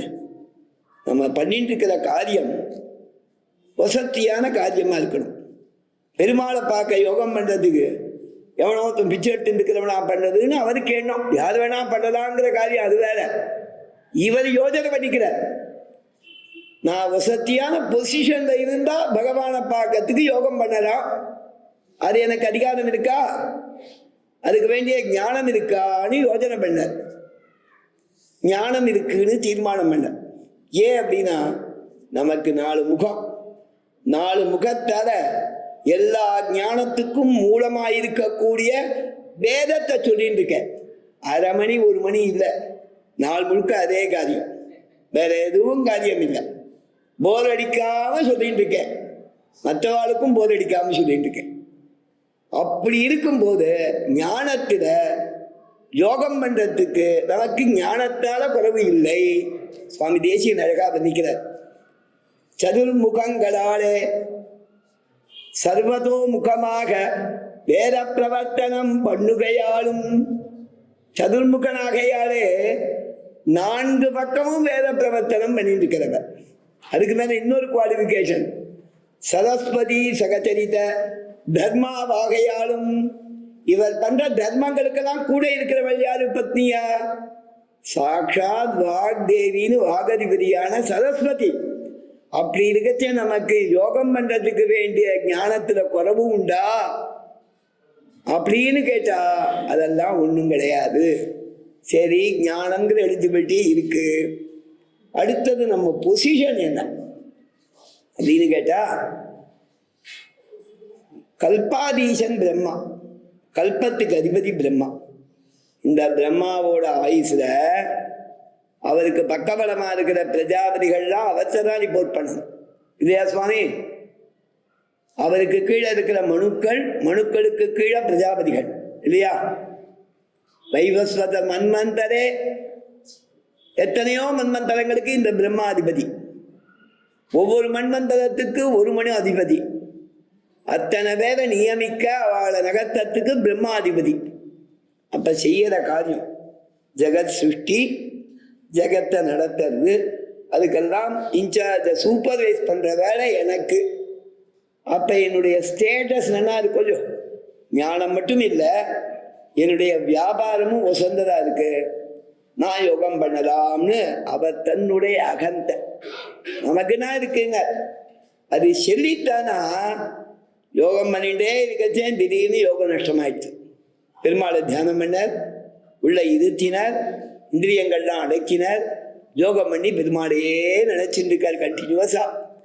அந்த கண்டினியூவஸா நினைச்சுட்டே இருக்கக்கூடிய அந்த சிந்தை இருக்கு பாருங்க, யம நியம ஆசன பிராணாயாம பிரத்யாகார தாரணான்னு பகவானுடைய ரூபத்தை, தாரணைனா தரித்தல், மனசுல நிறுத்துதல், தியானம், அதை தொடர்ந்து சிந்தனை பண்ணிதல் கண்டினியூவஸா. எந்த அளவுக்கு சிந்தனம் பண்ணணும்னா அதுல ஒரு சொட்டு வச்சா என்ன வச்சானா, அது எப்ப சாட்சா்காரம் ஆகுதோ, நேர பார்க்கிற மாதிரி ஏற்படுறதோ ஞானம், அதுதான் சமாதி. அதுல தொடர்ந்து இருந்தாதான் சாட்சா்காரம். இப்ப இந்த தியானம் பண்ணறோயோ அந்த சமாதி நிலைமைக்கு போகணும் இல்லையா? அந்த சமயத்துல ஏதோ ஒரு மாளாத பல்வினை இவனை சமாதியில் நின்றும் மீட்டது அப்படின்னு சுவாமி தேசிகன் சாதிச்சார். எல்லா யோகமும் பண்ணி இந்திரியங்களை ஜெயிச்சு பகவத் ரூபத்தை தாரணையில கொண்டு வந்து தியானம் பண்ணிட்டே இருந்தா சமாதிங்கிற பக்வ நிலைய அதோட மனசு மெர்ஜாத மாதிரி, அது மனசுல அப்படியே சேர்ற மாதிரி நிலைமை வரணும். மாவு பிசைடா பாருங்க, அது ஒரு பக்கம் வரும்போது சப்பாத்தி பண்றதுக்கு கூட அப்பெல்லாம் இருந்ததுக்கு ஒவ்வொன்றுக்கும் ஒவ்வொரு பக்கம். அதே மாதிரி இந்த மனசு சிந்தனை பண்ணிட்டே இருக்கிறது, அது மனசுல ஒட்டற மாதிரி ஒரு நிலைமை வரணுமோயோ, அந்த சமயத்துல இவனுக்கு இந்த யோகம் தியானம் பறிக்கக்கூடாதுன்னு பிரம்மாவுக்கு ஒரு பாவம் இருக்கு. அது என்ன பண்ணிட்டுனா, திடீர்னு பார்த்தா பக்கத்தாது குழந்தை அழகு இவர் காந்த விழுது. சரிதானா சுவாமி? மனசை ஒருமைப்படுத்தி எதையுமே நினைக்காம அடக்கி சிந்தனை பண்ணிட்டவருக்கு யாரோ ஒருத்தன் கத்துறான், பிரம்மாவே நான் தபஸ் பண்ணிட்டு இருக்கேன் வரந்தாரும்னு அவன் குரல் கேட்கிறது இருக்கு. அடாடா என்ன தப்பு பண்ணேனோ பரிதவிச்சு புலம்பிடலாம். அதன் பிறகு ஒரு அசரீரி கேட்டுது, உமக்கு பாவம் ஏதோ ஒண்ணு தடையா இருந்ததால இந்த தியானம் போயிடுத்து, உமக்கு பகவத் சாட்சா்காரம் போடும், உமக்கு தியானம் கைகூடணும்னாக்க 100 அஸ்வமேத யாகம் பண்ணுன்ட்டு. 100 அஸ்வமேத யாகமா? எனக்கு எதுப்பா டைம் அப்படின்னார். சொல்றதுக்கு எனக்கு டைம் இல்லையேன்னார். உடனே இந்த அசரீரி சொல்லிட்டு, இந்த உலகத்துல சென்டரா ஒரு இடம் சொல்றேன், உலகத்துக்கு மத்தியமா இல்லையா தெரியாது, உன்னுடைய தபஸ் படிக்கிறதுக்கு ஒரு இடம், அது சத்தியவிரத கஷேத்திரம். அங்க போய் ஒரு யாகம் பண்ண 100 யாகம் பண்ற பலன். அதுல ஒரு விசேஷம் என்னன்னா, அந்த ஊர்ல புண்ணியத்துக்கு மட்டும் 100 பங்கு பலன். அப்ப அந்த ஊர்ல பாபம் பண்ணா 100 பங்கா கேட்காது ஓணுது அந்த சரீரம். ஏதா சுவாமி, நீர் பண்ற புண்ணியங்கள் தான் 100 பங்கு பறிக்கும். அப்பேற்பட்ட கஷேத்திரம் அது. புண்ணியங்கள் பறிக்கும்னு சொன்னதால பாபம் பறிக்காது. அப்ப எத்தனை பண்ணலாம்னு அர்த்தம் இல்லை, அவ்வளவு பாவம் ஆகாதுன்னு தாத்பரியம். 100 பங்கு படிக்கும்ன உடனே சத்தியவத கஷேத்திரத்துக்கு போய் அஸ்திகிரியை யாகவேதியாக்கி பிரதான வேதியாக்கி அந்த இடத்துல யாகம் பண்ணார். அந்த யாகத்திலேருந்து தோன்றியவர் ஆவிர்பவிச்சர் தான் உண்டானவர், தோன்றியவர் தானே தோன்றியவர் தான் ஸ்வயம் ஆவிர்பூத திருமேனி உடையவரான சாட்சாத் அஸ்திகிரி வரதன். சுவாமி அது அஸ்தி சைலேஷ மகாத்மியம் விரத சிகரிசீம்னா சத்மவான் பத்மயோனேகே துலக சவண வேத்யாம் ஷாமலோ ஹவ்யபாகா. கருத்ததான ஹவ்யத்தை ஸ்வீகரிக்கக்கூடிய பிரம்மாவோட யாகவேதியிலேந்து தோணினர் ஒருத்தர். கலசை ஜலதி கலச ஜலதி கன்யா வல்லவி கல்பசாக்கி. ஸ்ரீ பூமி தேவிகளுக்கு தேவிகளாகிற கல்பக கொடிகளுக்கு கல்பக விருட்சம் மாதிரி ஆச்சரியமா இருக்கக்கூடிய தேவப்பெருமாள். கலையது குசலம் நக்கோபி காருண்யதாசிகி, கருணை கடல் அருட்கடல் வரதனா நிற்கிறார்னு சுவாமி தேசியன் வரதராஜ பஞ்சாசத்துல வர்ணிக்கிறார். அதனால பிரம்மாதிகளுக்கும் பாவம், அவளுக்கும் அகந்தை உண்டு அப்படிங்கிறத எடுத்து அதுல கொண்டு போற சுவாமி அதுங்க வர்ணிக்கிறா. அங்கன்மா ஞானத்தரசர் அபிமான பங்கம்ங்கிற வியாக்கியானத்துல ஒரு எறும்புக்கும் தன் புண்ணியபாபத்தளவு அகந்தை இருக்கும். எறும்பு நினைச்சுக்குமா, பெரிய பெரிய சரீரமா எல்லாம் போயிட்டு இருக்கு, எப்படிதான் போதுகளோ ஜென்மங்கள், நமக்கு எவ்வளவு ஜாலியா இருக்கு. So easily we are passing through, எந்த கஷ்டமும் இல்லை, நல்லா சுறுசுறுப்பா நாள் முழுக்க வேலை செய்யலாம். ஏதோ ஒரு பாவி திடீர்னு அடிச்சு நம்மளை கெடுத்து விடுறான், திடீர்னு காலை வச்சு கெடுக்கிறான், அயோக்கிய பெயர், பெரிய சரீரத்தை விட்டுட்டு நமக்கு யமனா போறான்னு சொல்லிக்குமா பக்கத்தில் கிடைக்காது. எறும்புக்கும் தன்னளவு அகந்தை உண்டு. ஜீவாத்மானா அதுக்கு அகந்தை இருக்கும் கட்டாயம். அந்த அபிமான பங்கமாய் வந்து நின் பள்ளிக்கட்டிற்கு சங்கம் இருப்பால் போல் வந்து தரை பெய்தோங்கிற இடத்துல சொல்றான். அது மாதிரி இங்க சொன்னா புறப்பட்டு போதருமா போலே நீ பூவை பூவன்னா இங்க கேட்கிற அந்த சுமதி ராஜன் யானை மாதிரி நடக்கிறானா, ஒருத்தருக்கு ஒரு பார்வையா இருக்கிறான், ஒத்தனே 4 கதியும் சொல்றானேங்கிறதுக்கு சொல்றா. ரிஷபத்தின் செருக்கும், ஜீவராசிகளுக்கெல்லாம் செருக்கு உண்டு. ரிஷபத்துக்கு நடக்கும் போது அந்த செருக்கு தெரியுமா, அது நடைய பார்த்தா என்ன கர்வமா நடக்கிறது பார், கால மாதிரி வர வேண்டாமாம் பழம். அதாவது பார்த்தா என்னடா சின்ன வயசு, காலை நடக்கிற மாதிரி நடக்கணும் பெரிய பழம். என்ன சுவாமி கிராமங்கள்ல இந்த காளை மாடு மாதிரினாக்க அது அப்படி நடக்கிறத பார்த்த உடனே கும்பல் பார்த்த உடனே அப்படி ஜம்னு குப்பியை தான் போட்டிருப்பா. குப்பி போட்டால் நமக்கு ஒன்றும் ஆகாதுன்னு தெரியுமா, போலாமோ கும்போட கூர்மை தான் ஞாபகம் வரும் நமக்கு.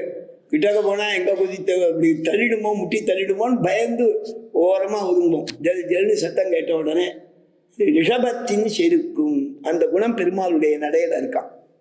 ராமன் நல்ல சாத்திக மூர்த்தியாச்சே, கர்வம் இருக்கலாமான்னா மற்றவாளுக்கு பார்க்கச்ச அந்த நடையில இருக்கிற அழகுனால அந்த ரிஷபத்தோட நடை அழகு தெரியும். இது எதுக்குன்னா தன் பக்தர்கள் ஈடுபடுவதற்காக பெருமாள் அவ்வளவு நன்னா நடக்கிறான். ரொம்ப பெரிய மனுஷன்தான், சிம்பிளா இருக்காங்கிறதுக்காக காலால நன்னா நடக்காம இருக்க முடியுமா? அதுக்காக காலில் ஏதாவது போட்டு சக்கர நாற்காலி வச்சுருந்தா போக முடியும்? நடந்தானே சுவாமி போகணும்.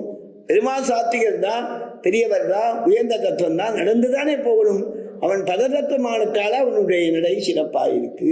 ரிஷபத்தின் செருக்கும் மத்த கஜத்தின் மதிப்பும். யானை நடையில அதுக்கு எப்பவும் ஒரு கௌரவம் உண்டு. யானை நடக்கிறத வேடிக்கை பார்த்துட்டு போவா, திருப்பி திருப்பி பார்த்துருப்பா. யானை நடக்கிறத ஒரு நிமிஷம் இருந்து பார்த்துட்டு போவா, பார்க்காம போக மாட்டான். ஸ்ரீரங்கத்தில் எல்லாரும் பெருமாள் திருமஞ்சனம் சேவிக்கணும்னு ஆசைப்படுவான். காத்தால சித்திர வீதி உத்தர வீதியை கிராஸ் பண்ணும் அந்த திருமஞ்சன குடம், வேற ஒண்ணுமே கிடையாது. யானை மேல திருமஞ்சன குடம் வரும்.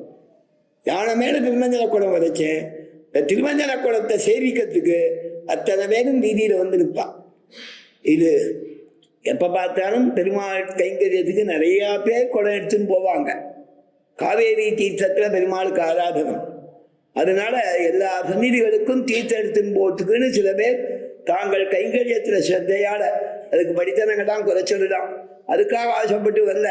அந்த குடத்தை நம்மளால அசைக்க கூட முடியாது. பார்த்துருக்கா குடத்தை அதேபேள்? இந்த குடத்தை தூக்குனா நம்மளால எடுத்து இன்னட வைக்க முடியாது, வெறும் குடத்தை. அதை காவேரியில போய் சுத்தி பண்ணி அதுல தீர்த்தம் ரொப்பிண்டு இப்படி வச்சுன்னு வருவாங்க. ஆரம்பத்தில் ரொம்ப சிரமம், அப்புறம் பழக்கமா பண்ணிட்டு இருக்காவா கைங்கரியங்களை. அவளுக்கெல்லாம் ஒரு நமஸ்காரம் பண்ணிக்கிறான். கோபுபட்டர் நான் ஸ்ரீரங்கத்துக்கு போன உடனே ஒரு திருமஞ்சனம் சேவிக்க போயிருந்தேன். கோவிந்தாச்சார் தான் அழிச்சுன்னு போயிருந்தேன். கோபுபட்டர் இருந்தார். இது யாருப்பா அப்படின்னார். நம்ம ஆசிரமத்தில் காலக்ஷேபத்துக்காக வந்திருக்கேன்னா கோவிந்தாச்சார். நான் பாடசாலை பையனா? அப்படியே பாடசாலை படிச்சிருக்கேன், லீவுக்காக வந்திருக்கேன் காலக்ஷேபத்துக்கு. அப்படியா, சரி. அந்த குளத்துல அப்படி சாத்து அந்த தீர்த்தத்தை எடுங்க. அந்த குளத்தை பார்த்தா எனக்கு அசைக்க முடியல. உடனே கோபுட்டார், ஏடா பாடசாலை பையங்கிற, இவ்வளவு நோஞ்சானா இருக்கிய அப்படின்னு என்ன நிமோசம் பண்ணாதவன், என்னை விட பெரியவர். அவர் அப்பவே 55 வருஷமா ஆகுது. படக்குனா அந்த குளத்தை எடுத்தார். அசந்து போயிட்டேன்னா நமக்கு அசைக்க கூட முடியாது. பாடசாலை பையங்கிறியா, நல்லா சாப்பிட்றா, ஆசிரமத்தையா நல்லா சாப்பிட்டு உடம்ப நல்லா பண்ணிக்கொண்டேன். ஏன்னா அந்த குடத்தை மேலே தாங்கிட்டு இந்த யானை வதச்சு அந்த சப்தம் எப்படிதான் கேட்குமோ. ஸ்ரீரங்கத்தில் பெரிய வாத்திய சப்தங்கள் கிடையாது. ஒரு மேளம் மட்டும் கொட்டின்னு வருவான், வடலோ கொட்டின்னு வருவான். அதை எங்கேயோ கேட்டுன்னு தெருக்கோடியிலேருந்து எல்லாரும் வாசலை வந்து ஒரு கை கூப்பிட்டு போடுவான். மத்த கஜத்தின் மதிப்பு எங்க யானை போனாலும் அது தனியாக அழகா இருக்கும். சரிதானா? யானை போனாலும் அழகா இருக்கும். ஐஷிகள் பட்னா பிரதேசம் ஆச்சு, பல சமயங்கள் ஆச்சு. அவர் ஆஸ்தானத்துக்கு வந்த போது ஆச்சு, சட்சத்தை ஊற்றியும் போது ஆச்சு, சப்தடியும் போது ஆச்சு. உடனே யானையை கொண்டு வந்துட்டான். மடத்து யானை மட்டும் இல்லை, இப்போ மடத்தில் யானை ஏதோ கவர்மெண்ட் நிர்பந்தம் வெளியில் இருக்குது சமயங்கள் அவரா. அதை தவிர ஒரு 4 யானை 5 யானை முன்னால் போகுது. பார்த்தா எல்லாரும் யானை பின்னால் ஒரு கூட்டம் போயிட்டு இருக்கு. மத்த கஜத்தின் மதிப்பும் எத்தனை வயசானவாளாக இருந்தாலும் யானை போகிறத பார்த்தா கொஞ்ச நேரம் நிற்பாள். அதுக்கு ஒரு வேல்யூ உண்டு. மற்றதை காட்டிலும் யானையோட நடைக்கு ஒரு வேல்யூ. மத்த கஜத்தின் மதிப்பும் ரிஷபத்தின் செருக்கும் மத்த கஜத்தின் மதிப்பும் புலியின் சிவிட்கும். சிவிட்குனா அது ஒரு மாதிரி அது அசையக்கூடிய ஒரு தோரணையை சொல்றான். புலியை பற்றி நிறையா பேர் புஸ்தகம் போட்டிருக்கான். அது மூமெண்ட் ஆரம்பத்தில் அதை வர்ணிக்கச்சே ஒரு 7-8 ஆறு போட்டுருவான். H1 கடைசியில் போட்டுருவான். அவ்வளவுதான் தெரியும் எனக்கு. அதை எப்படி ஸ்பெல் பண்ணுறது ப்ரொனவுன்ஸ் பண்ணுறது தெரியாது. நீங்கள் புரிஞ்சுப்பேன்னு நினைக்கிறேன். அது நகர்ந்ததுன்னு சொல்லிட்டு உடனே இந்த வரிசையாக போட்டுருவான். புஸ்தகம் எழுதுருவான். நாமளா அது போகிறதுன்னு நினச்சிக்கணும். அது நாம் ஏதோ கார் ஓடுற மாதிரி சத்தத்தை பண்ணுவோம். புலி போடுற சத்தமாக இருக்காது. யாராவது காட்டுக்கு போய் தான் நேரம் போயிட்டு வரணும். இல்லைன்னா நான் நல்ல வீடியோவாக இருந்ததுன்னா அந்த சவுண்டெல்லாம் கரெக்டாக இருந்தால் கேட்டு தெரிஞ்சுக்கலாம். அதை மாதிரி புலியின் சிவிட்குங்கிறான். அது ஒரு பரபரப்பாக காமிக்குமா. உரட்டுதல்னு ஒன்று எழுதுறான். உரட்டுதல்னாக்கா மிரட்டுதல் மாதிரி தான் உரட்டுதலும். அது ஒரு பயத்தை கலப்பும்னு அர்த்தம். சிம்மத்தின் பராதிபவன சாமர்த்தியம். இந்த ஒவ்வொரு நடையில ஒரு குணம். ரிஷபத்தின் செருக்கு, மத்த கஜத்தின் மதிப்பு, புலியின் சிவிட்கு, அதற்கு மேல சிம்மத்தின் பராபிபவன சாமர்த்தியம். பர அபிபவன சாமர்த்தியம் அப்படின்னா பரனா மற்றவர்கள் விரோதிகள், சிங்கத்துக்குனா மற்ற மிருகங்கள். அபிபவனா அதை பயமுறுத்தல். அபிபவ அப்படின்னா சிங்கம்னு சொன்னாலே உடனே ஓடிடும். அந்த மாதிரி பயமுறுத்தக்கூடிய ஒரு சாமர்த்தியம் சிங்கத்துக்கு இருக்கு. சிங்கம் வருதுன்னா யார் எதிர நிற்பான்? ஒருத்தனும் நிற்க மாட்டான். நம்மளை விட்டுருங்கோ, மிருகங்கள் கூட நிற்காது அதுக்கு எதிராக. இந்த 4 தன்மைகளும் பெருமாளுடைய நடையில இருக்குமா. அதனால்தான் பின்னால ஜனக மகாராஜரும் விஸ்வாமித்திரரை பார்த்து இவா 3 பேரையும் பார்த்த உடனே அதே கேள்வியை கேட்கற. இமௌ குமாரோ பத்ரந்தே சுகுமார பராக்கிரமோ கஜசிம்மகதி வீரம் சாத்தூட விஷபோபமோ கதம் பத்யாமிக பிராப்தோ தேவலோகாதிவாமரோ. யாரோ தேவலோகத்திலேருந்து தேவர்கள் வந்த மாதிரி வந்திருக்காளேன்னு கேட்கிற. விஸ்வாமித்திரர் சொல்றார், புத்திரவு தசரதஸ்யாஸ்தாம் பிராதரவு ராமலக்ஷ்மணம்னு பதில் சொல்ற. வா தசரதனுடைய பிள்ளைகள் பா இருக்கா, வந்திருக்கா, என்னோட வந்திருக்கா அப்படின்னு அந்த கதையை விஸ்வாமித்திரர் சொல்றாருன்னு ராமாயணத்தில் இருக்கு. வியாக்கியானங்கள் அதை எடுக்கிறான். சிங்கம் புறப்பட்டு போதனுமா போலேன்னு நாச்சியார் சொன்னாலேனா இவைகளெல்லாம் இருக்கு பெருமாள்கிட்ட. அந்த சிம்மம் வரக்கூடிய தூக்கம் கலைஞ்சு எழுந்து வர சிங்கம் போலே அவன் நடக்கிறான். புறப்படும் போது சிங்கம் போல. ஸ்ரீரங்கத்தில் நடையில கிளம்பும் போது சிம்மகத்தின்னு பேர். தாத்தாச்சாரன் ஆசிரமத்தில் இருந்தார். அவர் சின்ன வயசுலலாம் நிறையா பெருமாள் கைங்கரியம் பண்ணியிருக்கார். இந்த நடக்கிறதுக்கு தான் வைகுண்ட ஏகாதசியும் போது உற்சவத்துக்கு முன்னால அதுக்குன்னு படித்தனங்கள் கொடுத்து நட ஸ்ரீபாதன் தாங்கிகள் எக்ஸ்பெக்ட் தான் இருந்தாலும் தப்பி தவறி தகராறு வந்துடக்கூடாதுன்னு ஒரு தான் ஏழை பண்ணி பழகிப்பாளாம் உற்சவங்களுக்கு முன்னால. அதுவும் பகல் 10-40 முன்னால அவர் சொல்லியிருக்க. அவர் சொல்லும்போது சொல்லியிருக்க, பெருமாளுடைய கர்ப்பகிரகத்திலேருந்து பெருமாள் புறப்பாடாதுன்னா முதல்ல சடக்குன்னு பெருமாள் வருவார். வந்து இங்க நிற்க மாட்டார். நிற்கிற மாதிரி இருக்கும். சடக்குன்னு ஒரு திரும்புவார். திரும்பி 3வது அடியில படி இறங்குற இடத்துக்கு வந்துடணும். அதே மாதிரி படி ஏற்றத்திலையும் நேரம் போன உடனே 3 அடி ஒரு திரும்பி முன்பக்கம் முகத்தை காட்டிக்கொண்டு பின்பக்கமாக பெருமாளை ஏழை பண்ணும்போது சர்ப்பகதி இப்படி போய் உள்ளுக்குள்ள பெருமாள் போய் அங்க ஆஸ்தானத்துல இருத்துவா, உடனே தலை சேர்ப்பா. கிளம்பும் போது சிம்மகதி, உள்ளே போகும்போது சர்ப்பகதி. நடுவுல மண்டபத்துக்கு மண்டபம், சில இடங்கள்ல கிருத்தமான இடத்துல ஒய்யார நடை. அந்த குலுங்கி குலுங்கி பாதுகாதாரியான ரங்கநாதன் ஒய்யார நடை நடத்தல். 2 நாள் முன்னால வேடுபரி ஊர்பாசுரத்தன்னைக்கு 7ஆம் திருநாள் மணல் வடியில வேடுபரி. அந்த வேடுபரின் போது அதற்கு முன்னால வையாடி கண்டருள்தல். அது நேர் வையாடி கோண வையாடி சுத்தி பிரதட்சிணமா சுத்துறது அப்பிரதட்சிணமா சுத்துறதுன்னு ஒரு 3-4 தரம் அந்த மணல் வெளியில 1-2 தரம் பண்ணுவார் பெருமாள். முதல்ல 3 தரம் வேக கத்தியில போயிட்டு வருவார் பொய்யார் நிலையோட.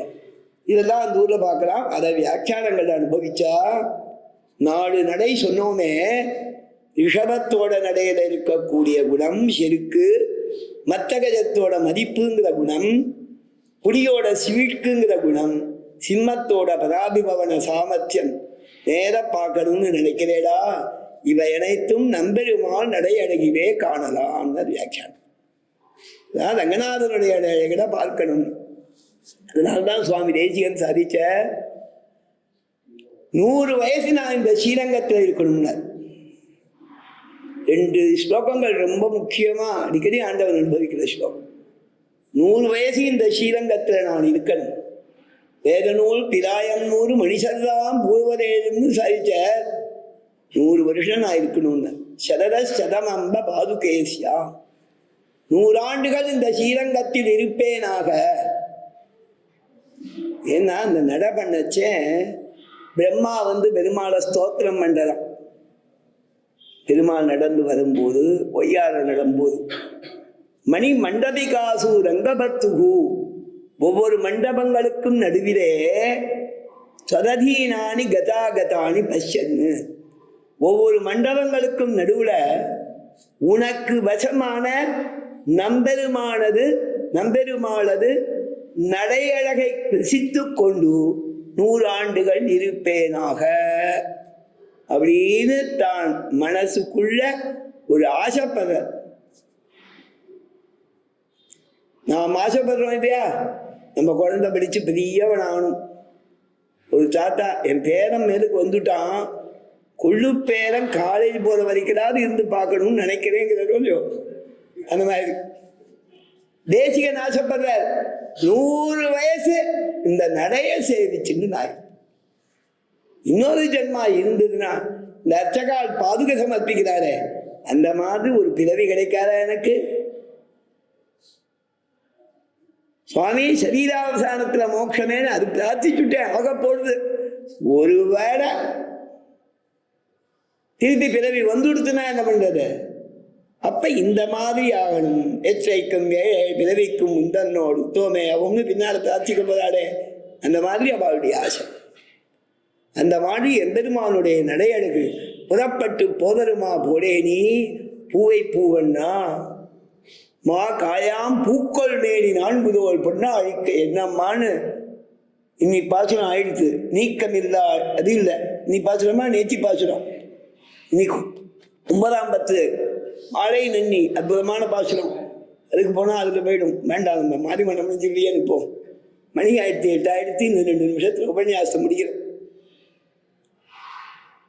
அந்த மாதிரி மா காயாம்பூக்கொள் மேனி 4 தோல், காயாம்பூ வண்ணன் பூவை பூவண்ணன் 2 ஒண்ணுதான். பூவை பூவண்ணா கருத்த நிறம், கருப்புனா ஒவ்வொருத்தருக்கு ஒவ்வொரு மாதிரி.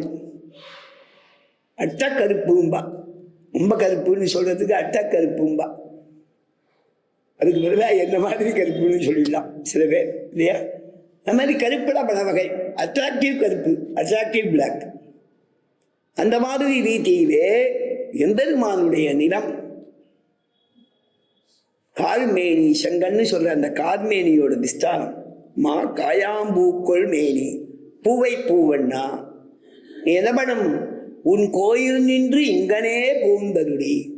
நீ படுத்துட்டு இருக்கிற சயனகிரகம் இருக்கே, அதிலேருந்து இங்கனே இவ்வாறு இப்படி இப்படி எழுந்தருள வேணும். பெருமாள் எழும்போதுதான் கட்டியம் சொல்லிட்டு முன்னால போவாள். அதே மாதிரி ஒவ்வொரு ஸ்ரீரங்கத்துல மாத்வாளுடைய பாத்தியத்தை முதல்ல அந்த